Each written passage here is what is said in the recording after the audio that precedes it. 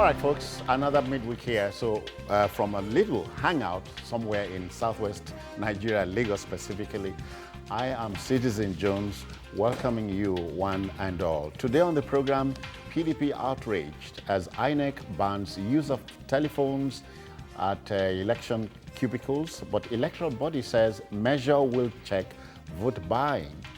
Governor Al-Makura and Senator Abdullahi Adamu draw battle line in Nasarawa State.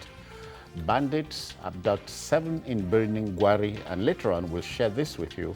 Federal government declares flooding as national disaster in 4 states. I'm hanging out with Babajide Kolade Otitoju. Jide, welcome back. I greet you. Yeah, I greet you too. We also have Tony Nwaje, the proud Delta boy. Welcome. Good evening, viewers, and thank you. And what about GKB Gani Kayode Balogun? Welcome. Always a pleasure.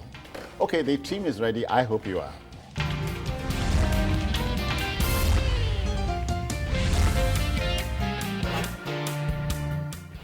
Okay then, let's go. Our country continues to be a living contradiction of all that's good and bad at the same time, more so when it comes to politics.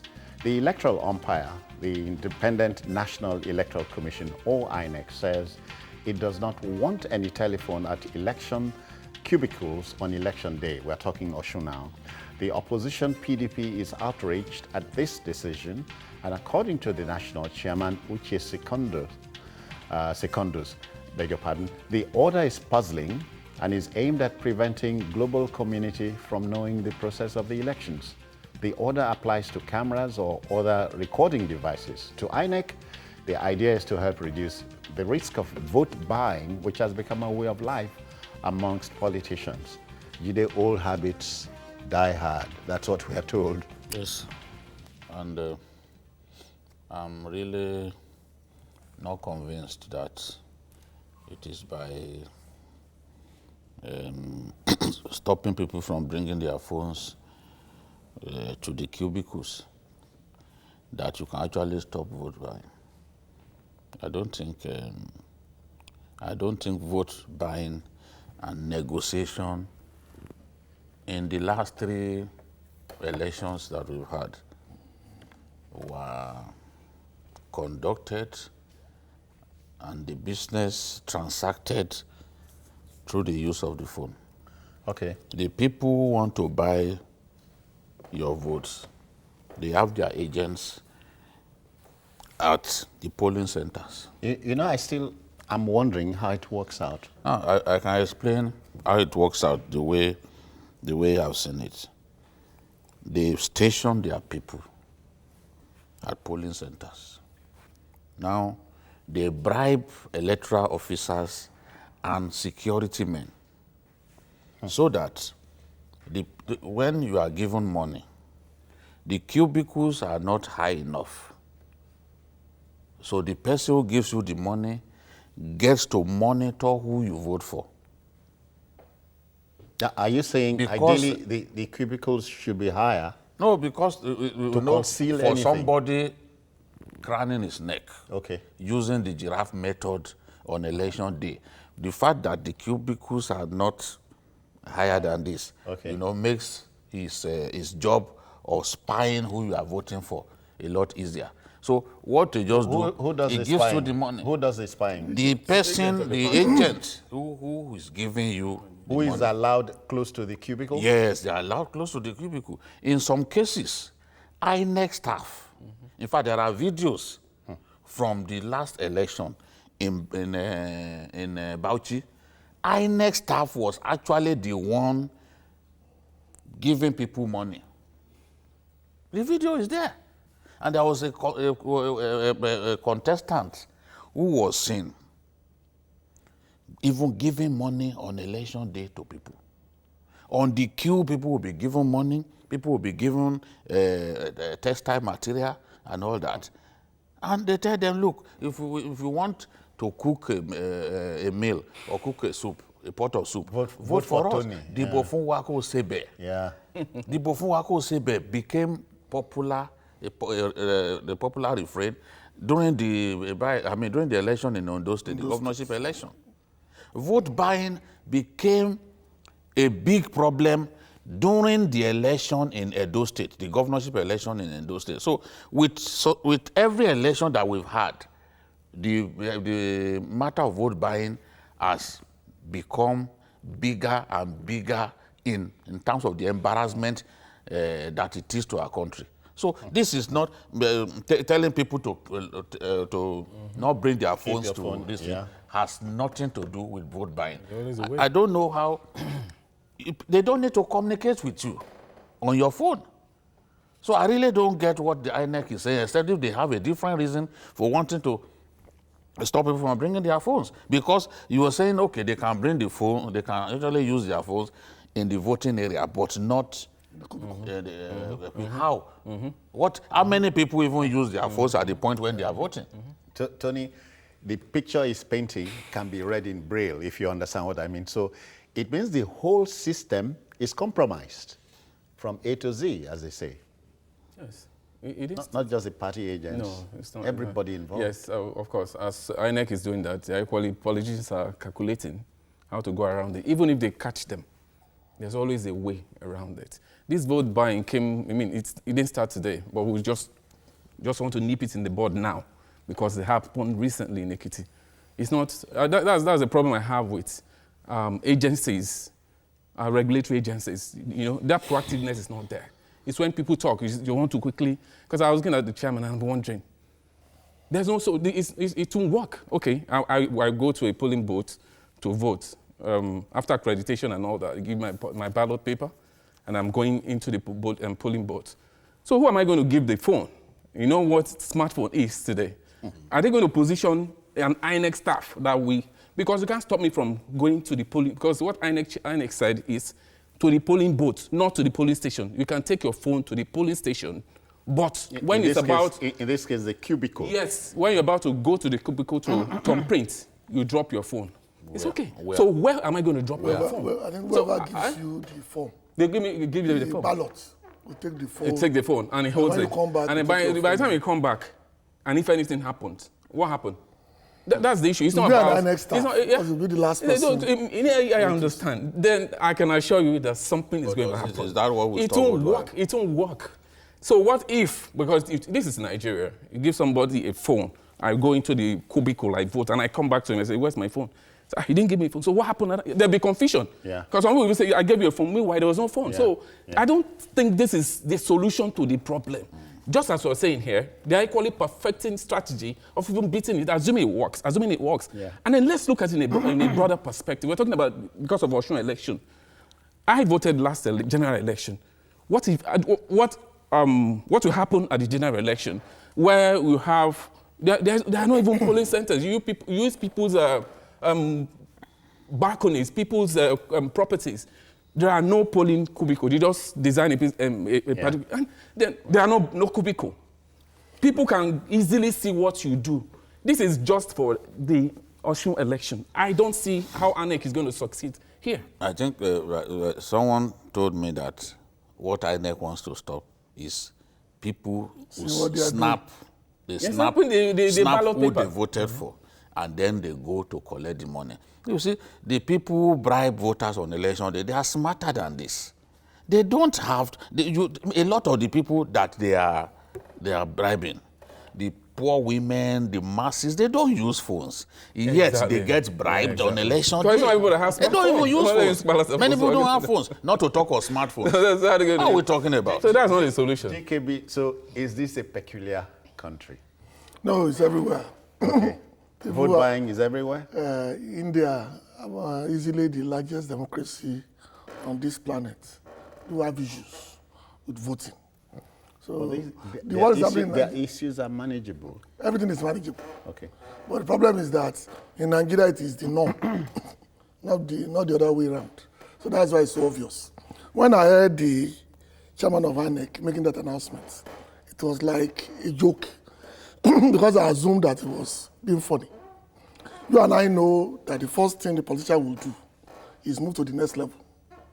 By announcing this today, instead on the eve of the election, you give them 72 hours to think of what find an antidote to that problem.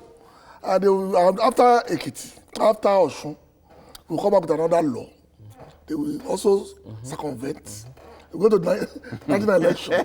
Okay. So we keep going around in circles. The challenge here is this. Before people will tell you that you only rig in areas where you are strong. Least popular, yeah. But now what is happening is that you only rig in areas where you have the money to spend. Because our poverty level has reached that level now, that people do not care. If my own brother is offering me 10,000, and my enemy is offering me 20, I'm prepared to sell my conscience. I will take the 20,000. And my conscience at that point is 20,000 naira to the good. So my brother can go somewhere, I don't want to mention on telly, and let me pay the man who has paid me 20,000. So when we make these laws, or make these ad hoc rules, and we think we are doing the right thing, it presents to the world that we're a very unserious nation. Because normally, most serious nations will tell you this. The election that is coming, on the scale of 1 to 10, what's the worst thing that could happen? Yeah. What's the best thing that could happen? You start from the unknown. Yeah. And then you make plans and contingencies for each of the figures. It's not for you to now say, okay, 3 days to the event, all the events, and say, okay, we are banning phones. It's a joke on the highest proportion. It's not even in the law. Yeah. Jide, but again, it's like the ship at sea. The sail must be on. Yes. So the whether sail must be on. Oh yeah. And you must pray that the weather is also In good Clement. condition. yes, because otherwise the people in the ship will be in real danger. And we are in real danger in our country. At the point where we found ourselves now, poverty ensures that the people, by their own design, elect those who are not fit to hold elective offices. Because everyone thinks that, look, once these people get there, they are just Won't on see them their own. again. You see politicians, Crazy, more like spending the money you don't have to buy something you don't need to impress somebody you don't like. you don't like, It's a don't crazy know that you cycle. don't care about. Yeah. So it's painful. Politicians have a duty to show to Nigerians that they are responsible to them. When politicians behave like they are not responsible to anyone, when politicians make so much money from the public till and the welfare of the Argentine horses takes precedence over the welfare of the electors, of the Nigerian people who elect them, you have this kind of scenario. The voter waits. After every 4 years, he knows that they will come back to him. What we now see, why some people are desperate to pick up PVCs, is not simply to elect the right leaders. It's simply to make money on election day. Yeah. And it is extremely dangerous. I saw a video in Bauchi of women, old women from in the rural areas, being given as little as 100 naira on the queue to go and vote. Imagine. And I told, I'm not, you see, I told myself, I said, God, why have you allowed this kind of thing to be happening in our country? Is this really us, Jide, Tony, and GK? Because is this really us? It's us in our worst form. Because we've degenerated. And we want the best at the same time. I keep saying that over the years, we've been going steadily down.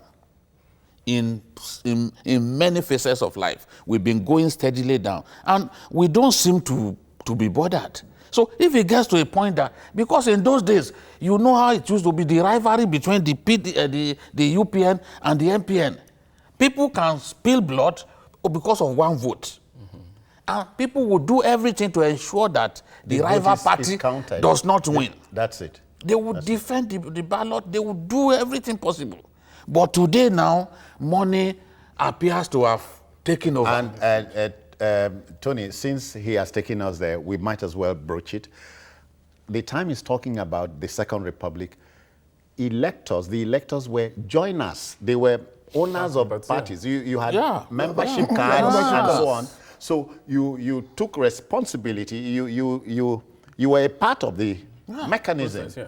But now the big man syndrome has taken over. Yeah, I just pray the parties. I was impressed. You pray, Tony. Yeah, I pray. I know it's not about praying. Not about praying. I just let me say I wish we Okay. can get back to that, where we veered off, because we're coming from somewhere. Suddenly, we're now kind of lost, and instead of taking the step back to see where we got it wrongly and start correcting it, we're comfortable where we are. Okay, I'm looking at the. At that time, it was the parties that were actually sponsoring candidates. Well, no, it's the other way around. Oh, see The now. party controls the party. The candidate controls the party now, which is the other way around now. The party is supreme. Anything they say, the you party conform. chairman at the national level led the party at the national level. At the state level, the governor. Same thing, but right now... The chairman. Yes, the chairman. well, now it's not the now same. It's the other way. The governor decides who is the chairman. Likewise, the central government. So we can still get it rightly. I heard the APC chairman the other day telling Mr. President that is it 15 million registered voters, registered APC members? If we can sit down, not an emergency stuff because of an election coming up, sit down after each election, we do serious, let people come, have voters card. So you are buying into the party. You believe in that in party. In accounting, you call it bookkeeping. We keep the books. We can actually do it. But I don't think we have the party machinery management are not organized real party. enough to do that. Because- But I think we need to get there. Because Sorry, GKB, Umar has joined you from Abuja. Umar, welcome. Good evening. Thank you. Yeah, for having let's me. go. Yes, I think the main reason why INEC banned the use of cell phone is the fact that voters can take the picture of their ballot paper and their thumbprint so that they will collect the money afterwards. They will show the evidence that they have voted for the party and then collect their money. I think that is the only reason they banned it. Thank you. Okay. But Umar, How many people snap their ballots? Umar, I presume you're still there. The brinkmanship is what we don't like, and that's what why must we wait until we are almost breasting a tape before you realize you must do something you should have done from the start, from the blast of the whistle? You only take action when there's a problem. You No, cannot but take action. you should be preemptive. For seeing that probably there will be a problem. Usually you take action when something happened. Okay, And like Omar, I said earlier, without necessarily conceding anything, but I'm saying, for the sake of this argument, let's say, if you have any such plans, must you go to town with it? Must you go to town with it, Umar?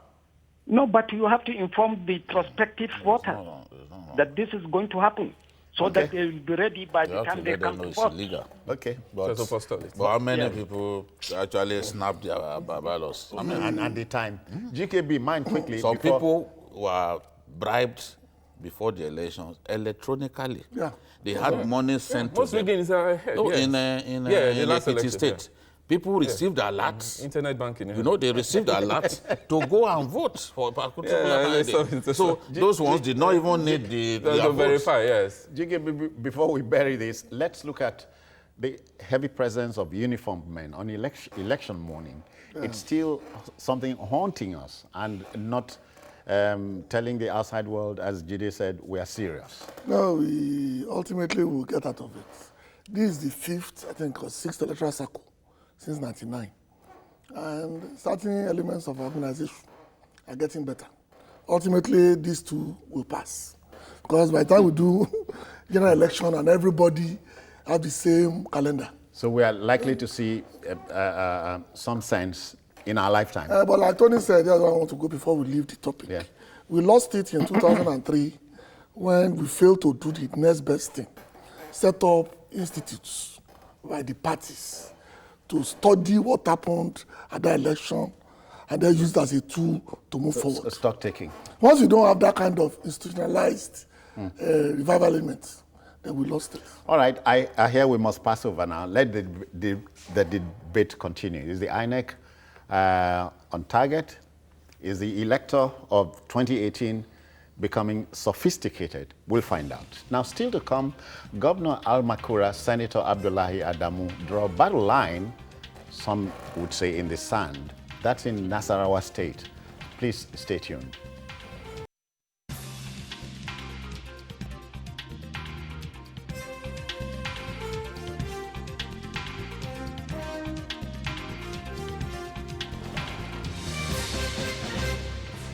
All right, then, next stop would be Nasarawa State. You know, both Mahatma Gandhi of India and Beatles star John Lennon were on the same page when they said, let me quote them, "The day the power of love overrules the love of power, the world will know peace."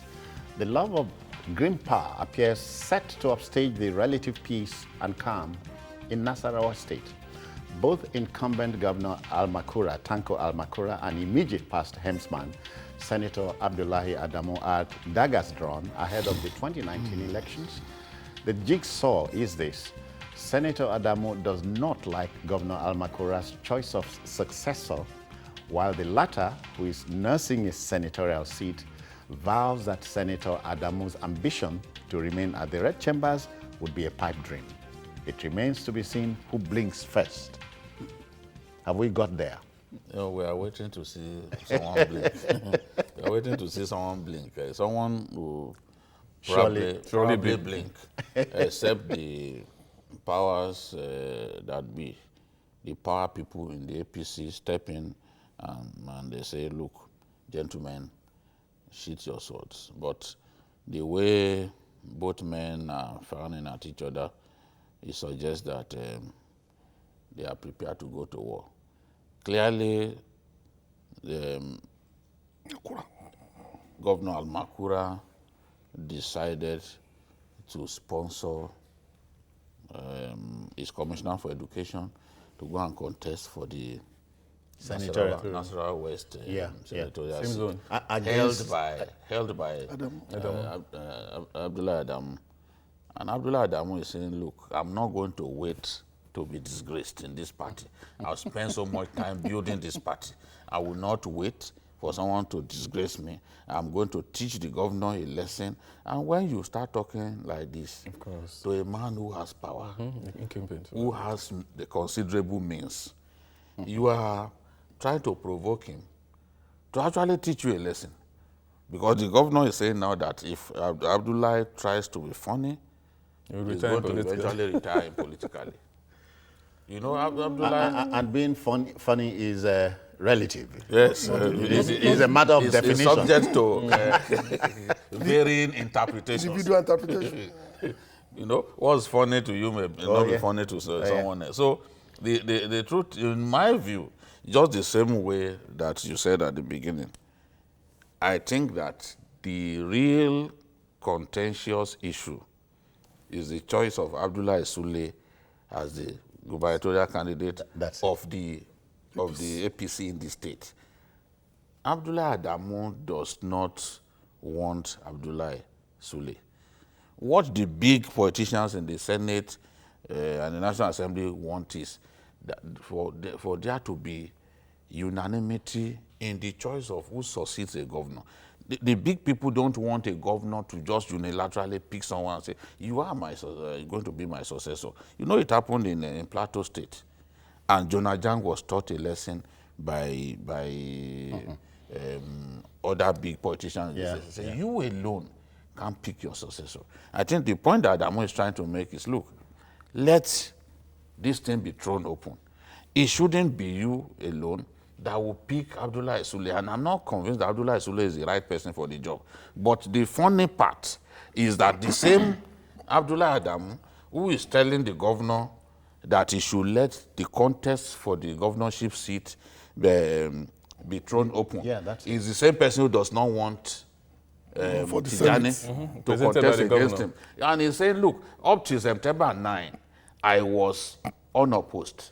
Suddenly, this governor has brought up someone to come and contest against me. That's just... You see, the quarrel between governors and senators will hurt the APC if care is not taken. You know what's happening in Zamfara and other places? Governors want to go to the Senate, and they are now forced by their ambition to take away the seats of some sitting senators. They cannot be happy about that. What will result from that is that some of these senators will defect to another party. If an opportunity, if you can see clearly that, look, Abdullah Yari will not allow me, Kabiru Marafa, to return to the Senate, then I will have to go. If you can see that Abdullah Yari, the governor of Zamfara State, will not allow I, Kabiru Marafa, to contest for governor because he has his eyes on his commissioner for finance, then I'll have to go elsewhere. Politics is an interest-driven game.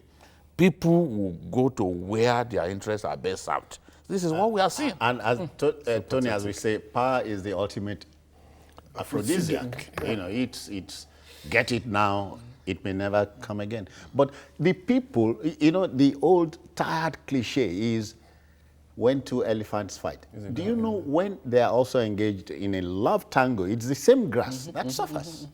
Yes, it shows that the time has come for citizens' participation as in full time. Right now, it's still happening where they use you, they dump you. Election is coming, they are coming again. I've gone around some places, no development. But politicians are going to come this same time, and I'm wondering what they are going to campaign.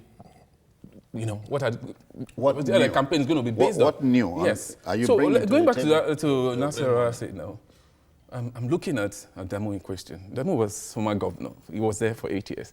He's at the Senate today. He wants to go to the Senate again.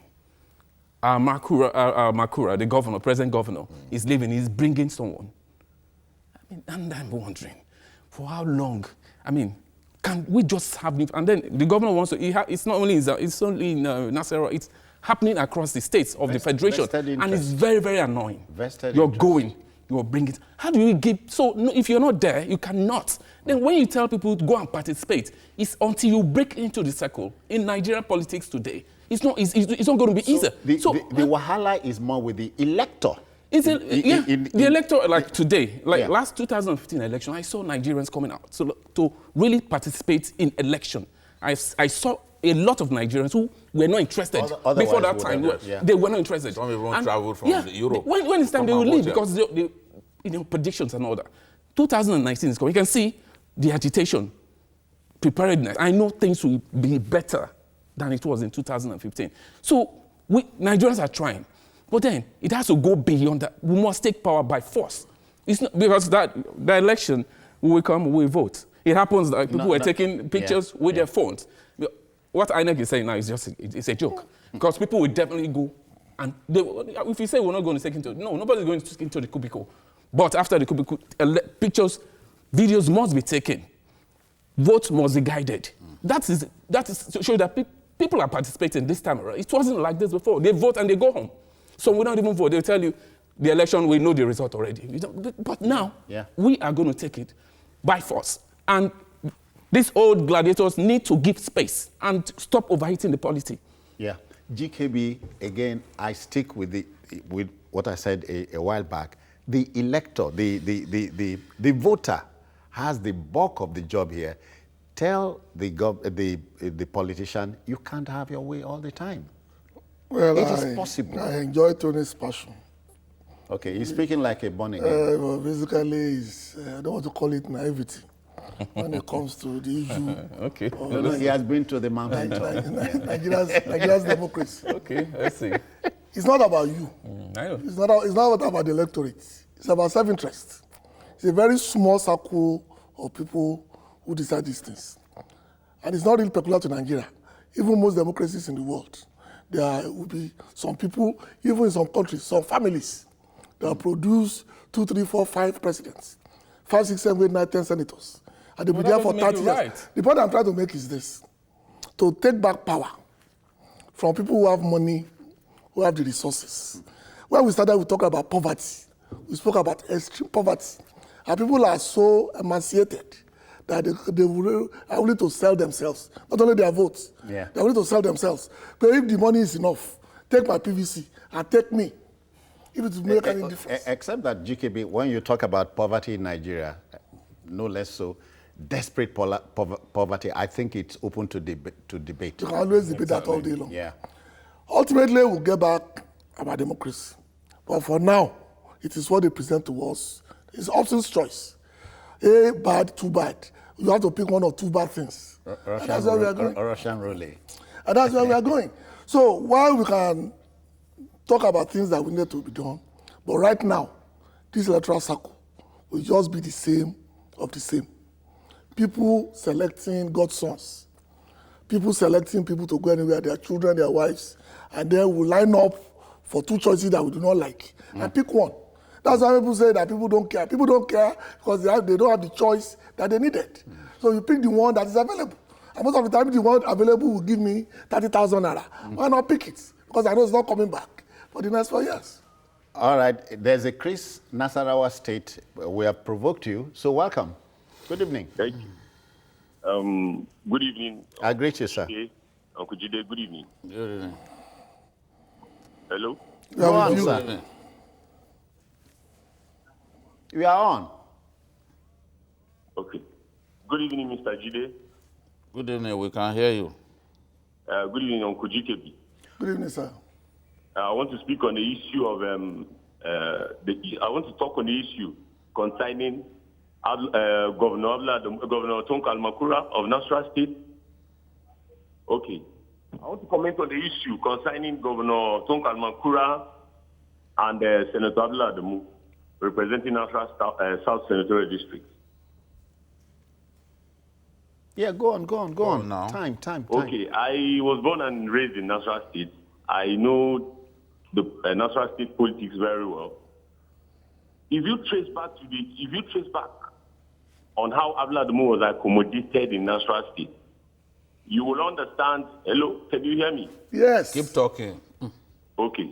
If you understand, if you're familiar with Nasarawa State politics and you know the way Abdullah Adamu was accommodated into the APC, he was almost defeated by Hassan Lawal of the PDP. And some processes were followed to even appeal to Hassan Lawal to get down the issues in the tribunal, not to follow it up to an extent. And so, I mean, I know Governor Tonko Almakura with enormous power and resources at his disposal can even challenge Senator Abdullah Adamu to a finish. The threat is not just little. You will be undermined. Chris, take us home in time. Serious. Take us home. Hello? Take us home. All right, okay then. But gentlemen, we must bury it here. Not before.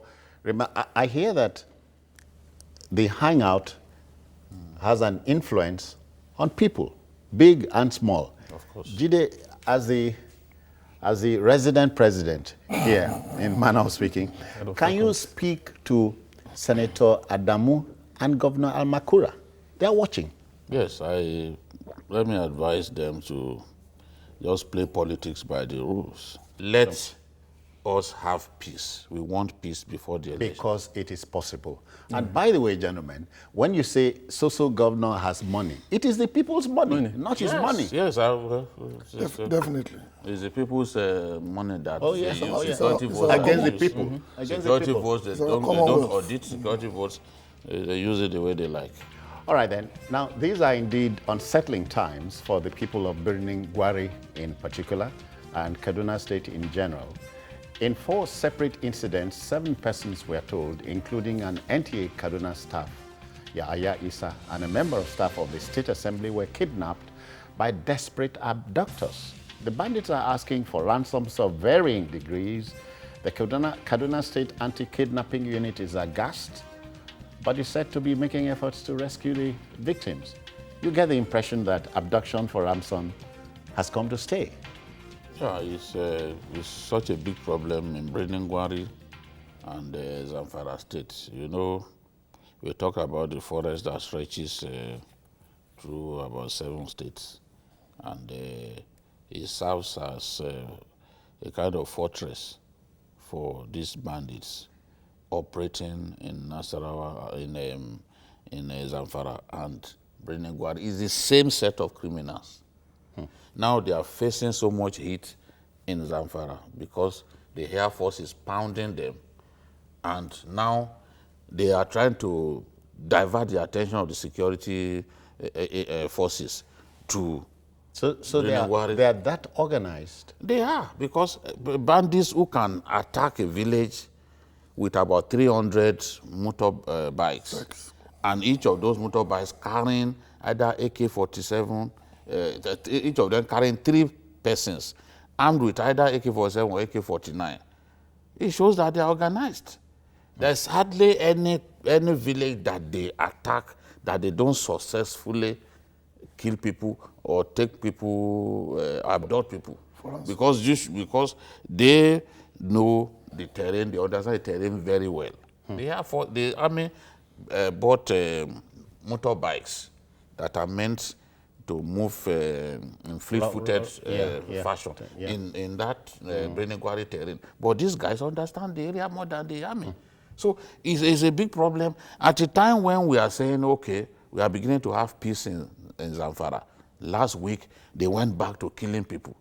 They've gone back to kidnapping people in Zamfara. So it means that, as the philosopher said, that eternal vigilance is the price of liberty. Yes. We have to remain vigilant. We have to know that these guys, this is the only business that they have. So they are not going to give it up. They will still... business by election, by choice? By choice, that is the business that they have. So we have to kick them out of business. And how do we kick them out of business? We have to improve our intelligence gathering, operational intelligence and strategic intelligence. We have to improve it so that we know their movement, we know when they are going to attack, and the army has to be alert. And then the 2 major highways, the Brenengwari-Kaduna Highway, Brenengwari-Funtua Highway, that these boys have literally colonized. You need to see how good the Brenengwari-Funtua Highway is. Yet, vehicles are not plying the road. Because you do that at your own peril. If you drive on the road, you'll be kidnapped. So, beautiful road, yet people are scared to use it. So, we have to police those highways so that our people can be safe from these rampaging bandits. Tony, but it becomes a national shame to assume or take it that kidnapping and abduction have come to stay, a way of life. You mean we can't crack it? It's scary. We can't It's crack scary it? because we're here today. I mean, it's going around the country. When people are being kidnapped quietly, they pay ransom because they don't want the police to get involved. And a cynic said it is cheaper than armed robbery. And That's more profitable. More profitable. Well, if it's not profitable, they won't be going into it. Why would They'll be going into it. Why would this our man Evans be taking $1 million Dollars, and of course. on one head? And of course. And not once did he do it. $1 million is a lot of money. It's scary. It's scary. It's scary because you don't know who is next. That is just it. And some people, when it happens, they go quietly behind, negotiate, get this ransom paid, and get. Because by the time you involve... No, they tell you don't involve the police. Yeah, we tell you If straight. you involve the police, will kill your... They hush the story. Yes. You will never hear it. I've seen people where it happened to. They quietly pay the ransom. And in most cases, they even kill the Even victim. after paying ransom sometimes. After paying ransom, they kill the victim. So the issue now is how we're going to get this thing solved. Just like he said, Jide said, the beautiful road deserted. Nobody wants to go through that road because they want to go through that trauma. Because at the end of it, if there are repercussions, things are done normally, properly. We have phones in this same country. We've had the security. A lot of things they've told us. Time, yes, they've told us go register your SIM, do this. Most especially because of this kidnapping, so they can track. But right now as we speak, you can get your SIM card now without pre-registered, no and nothing, no qualms. That is where we're going to. So the issue is we have the solution. The issue is the implementation. Do we have the will, the capacity to say we want to deal with this issue squarely and once and for all? How did we get here? Well, you must remember that after the war, the Gowon administration enacted a decree against armed robbery, where they were shot at sight and they were being lined up at Bar Beach. basically to be executed. A lot of people thought that would be the ultimate deterrent. Today, almost 50 years later, we still have armed robbers. There are no easy fix for criminality. No matter how good the system is, how well you take care of your citizens, those who have criminal intent, you always do it. So sometimes you can't blame it on the system. Because no matter, give them free education, give them jobs, some will resign to go and start kidnapping. Because they realize that it's not crazy. So there's no easy fix, really, to this problem. The only thing we can do, like everybody said, is to be vigilant. We have this tendency of relaxing anytime something is over. Once we are a bit successful, and then we face another problem.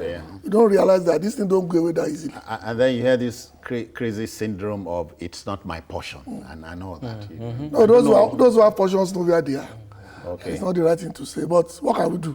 Like I said, government must do its We part. can do something. Two things. We can. Intelligence gathering is local. These are local crimes. And until we come together and decide that we need to break down security forces to localize them, we continue to go around in circles. Because a man who has a village by the roadside and knows that the head of the police in that neighborhood, he knows his father's house, will be more comfortable providing intelligence that to go to somebody that in 2 days these armed robbers will come back and tell him to his face that you reported us and we are coming back. Which is, I was going to come there. Volunteer information, that's what we get to hear. Yeah, but we will not get it with this system. Yeah.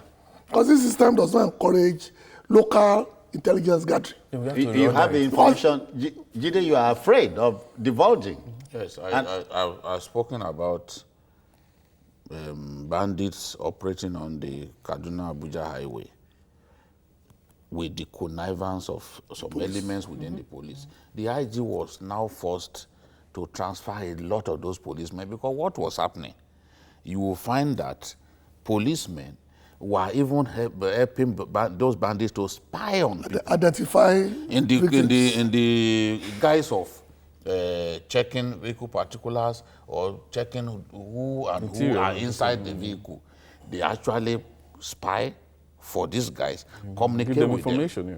And some of the bandits that were reported to the police came back. They came back to waste the people who reported them.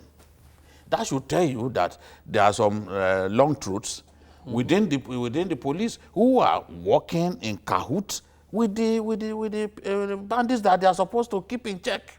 So this is what corruption can do to a nation, because it destroys the very fabric of our nation, everything that holds us together. The Indian Prime Minister put it succinctly when he said, corruption is worse than diabetes.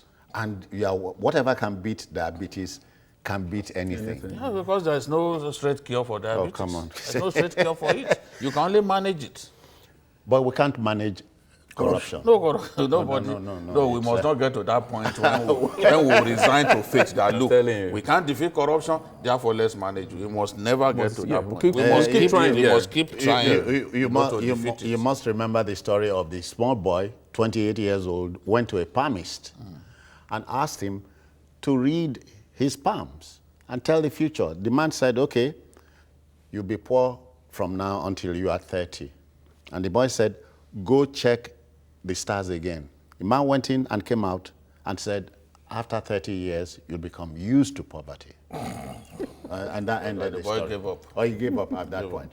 But we won't give up. Kogi. About corruption. Oh, we cannot. Not at this point.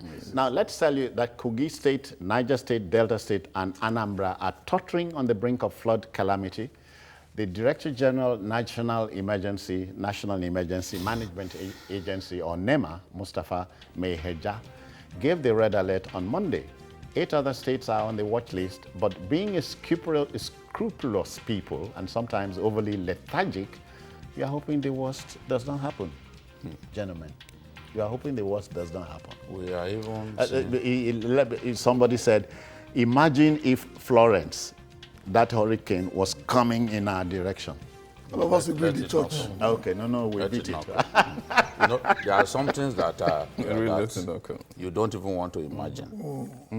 That there are things Scary even that imagining you it. don't want to Even even the imagine. thought of it Well, thought of it can, alone. can trip, make you Because trip. you know that if it happens, you are in trouble. We are not elsewhere. Elsewhere, the armed forces are actively engaged in rescuing people. They are trained to do that.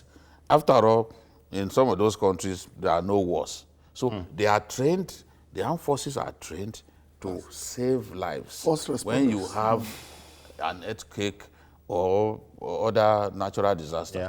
they are the first line of Defense, in a responders. manner you of know? speaking, yeah. So, but in our case, we get warned that this is coming, yet we are unable to do something. Kogi State, for instance, it was warned. As we speak, 10 local governments in Kogi are in trouble. Submerged. No, 13 local governments in Kebbi submerged.